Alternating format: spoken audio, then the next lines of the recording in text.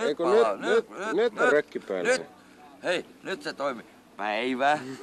Minä tässä vaan tulin teille kertomaan vitsiä. Joo, vitsi. Nyt iski kauhean ramppi, kun ei tuu vitsi mieleen. Kerro joku blondi vitsi, Kare. Minkä takia londi ei pysty vesihiihtämään? No kerro.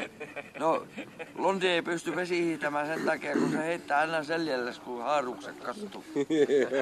Vitsi. Millä yksinkertaisesti sen blondi saa alas puusta? En tiedä. No, Se velkuttaa sen, se velkuttaa takaisin. No, entäs palapeliblondi? Minkä takia blondi oli ylpeä, kun se puolensuolassa palapeli? Joo, se on sen takia, kun se palapeli kannas lukee, että suositellaan 2-3 vuoteen. Joo. No. Näin se oli. Joo. Saatana, kun valopalla, niin nyt pitää olla kauhean tärkeää.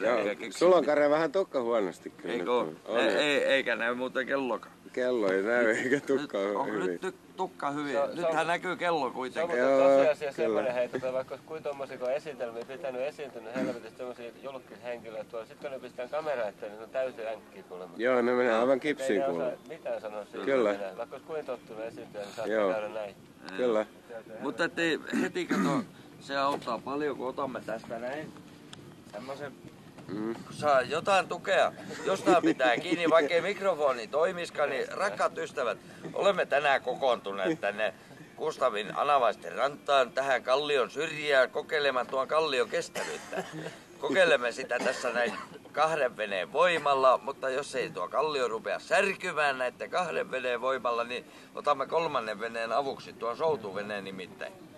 Ja jos ei se siitäkään tokene, niin sitten me luovutamme, päästämme köydet irti ja lähdemme huomenna kotiin.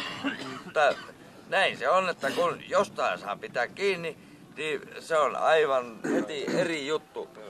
Jos joudumme olemaan tässä ilman, minäpä panen tämän pullon pois, niin näette mitä tässä tulee tapahtumaan.